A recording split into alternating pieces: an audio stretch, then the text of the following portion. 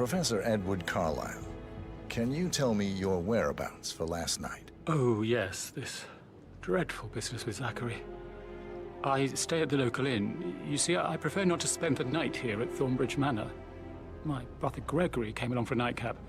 He'll never admit it, but I think he understands that I find this whole thing upsetting and wanted to provide some comfort. I believe we went to the Stag's Head around 8:30. Anything else I can do to help?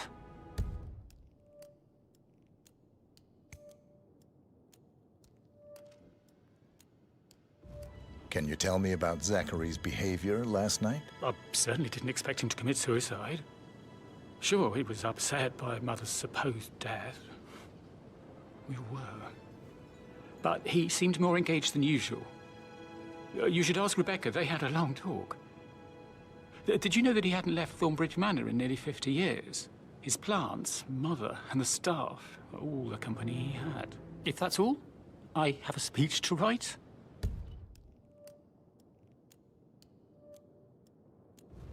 Did you notice anything else out of the ordinary? You mean apart from the fact that we came here to bury our mother and she shows up alive and kicking? Zachary found dead in his bed this morning? Or perhaps that the planned funeral is still taking place and I have to do the eulogy? And Mother will surely have a strong opinion on it afterwards.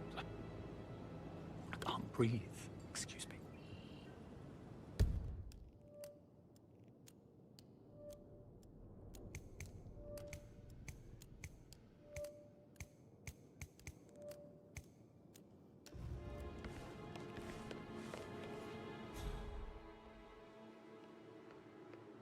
You always led by example rather than by words and meaningless gestures. Like hugs and encouragement. Just a single spontaneous caress, what a difference that would have made. Right. I clearly remember when I was 5. I climbed a tree and could not make my way down. I was scared and called out for help. Of all people, you heard me, and when you saw me, you climbed the tree. I was relieved that help had finally arrived. But you... Can I help you in any way, Mr. Edward? Fernsby, thank you. No, I'm afraid not. Some fresh air may do you good. It might, but I need to finish Mother's eulogy for tomorrow. She doesn't think I can do it, does she? Did she say anything to you? Mr. Edward, your mother has very high standards. I'm under the impression they are rarely met by anyone but herself. Oh, God. She expects me to fail. Tomorrow will soon be over, and then you can put all this behind you. I'm sure you'll do splendidly. Just wait and see. I don't know. I hope so.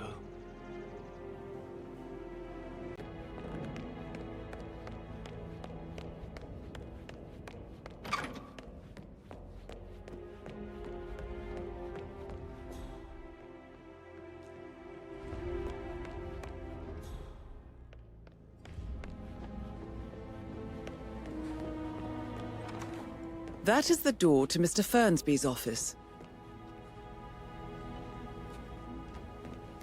No good's gonna come of it. Stick to your own kind. You mean like Chris? He treated me like shit. All he wanted to do was play his stupid video games, never any romance.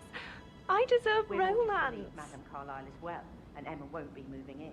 All things do eventually come to an end, Edward. Did all the groceries arrive? No, sir. I heard some of the delivery people were unhappy with the security at the gate. To yourself. That is safe with Mr. Ethel. Fernsby. She never misses a step. Gossiping and work both. Fake funeral tomorrow. Zachary found dead upstairs today. Death is everywhere. I never thought of it that way. Oh, God. It's such a big responsibility having a baby. I have to protect it, right? How are things coming along outside? Will everything be ready for the funeral event tomorrow? I would say so, Mr. Fernsby. As long as the birds don't make too much of a mess. May I add that the undertaker, Mr. Parsons, is not happy about putting on a pretend funeral. He's worried about his reputation if it gets out. Yes, I expected as much. These certainly are strange days. I suppose we'll never get an explanation. It's not our place to question Madame Carlyle. No, I know. Can't help but wonder. I'm getting a headache from all the decisions. I mean, pram or stroller, comforter or not.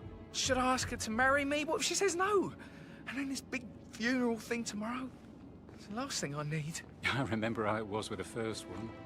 The ones that come after certainly are a lot less of a worry.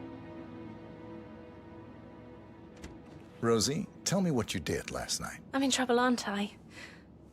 I spent the evening with Patrick. We met after dinner and I went home at 1 in the morning. He said he needed someone real to talk to. When he looks at you, it makes you feel like the center of the universe. Like a real princess. But now he just ignores her. Well, he's under a lot of pressure.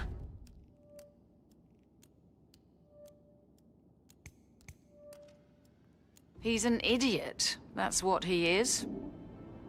Did you notice anything out of the ordinary? Any strangers outside the house? No, we saw no one outside. Except Patrick's mother, Emma. We were sitting on the bench behind the greenhouse talking when she came out and, we had to hide. You won't tell her about me and Patrick, will you? She'd insist Madame Carlyle fire me. I'm sure of it. Too right she will. She's always going on about how things will change once she's in charge of Thornbridge Manor.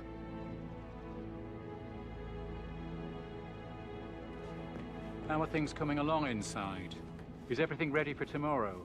I can't deal with all this pretend funeral stuff just now. I know I have to, but Amy thinks she might be pregnant. I'm gonna be a dad. Amy is a great lass. And now a wee one on the way. I'll say you're one lucky bastard.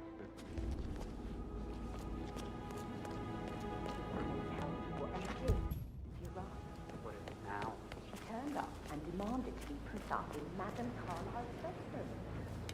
We're the new head of the family office. It is bitter.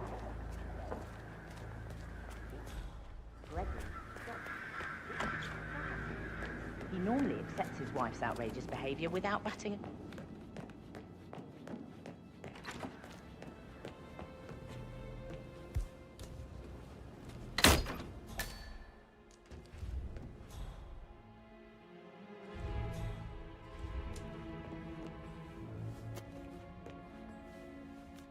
Zachary's diary.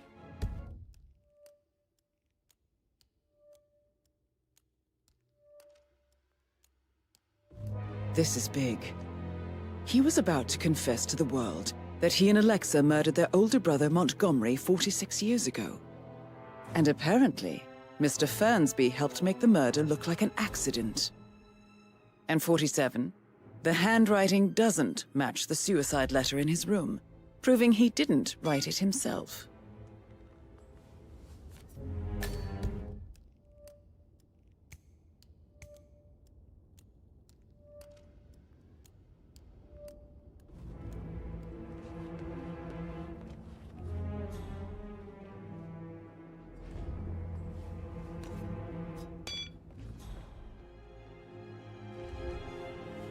Painkillers. Lethal if you use enough of them. But not the poison used to kill Zachary. Of course, Madame Carlyle doesn't know that. Are you considering to frame the butler, 47? Mr. Fernsby clearly didn't commit the murder, but I think you have enough evidence to convince Madame Carlyle he did. Maybe you should tell him you are ready to present your findings. Unless, of course, you want to do some more detecting, 47?